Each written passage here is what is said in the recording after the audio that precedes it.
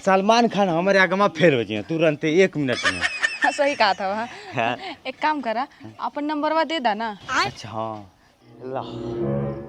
ये दादा ये ढेलवा के मेहररुआ गोबरिया के साहे काहे चपकत बिया।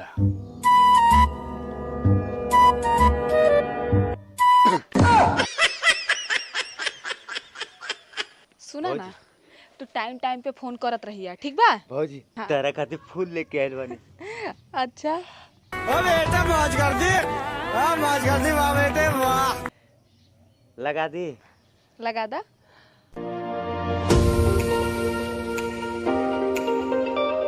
लाओ।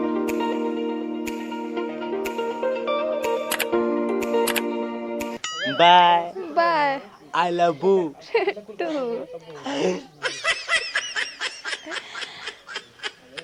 जैसन भी हो, गोबर ही बड़ा अच्छा बाटे।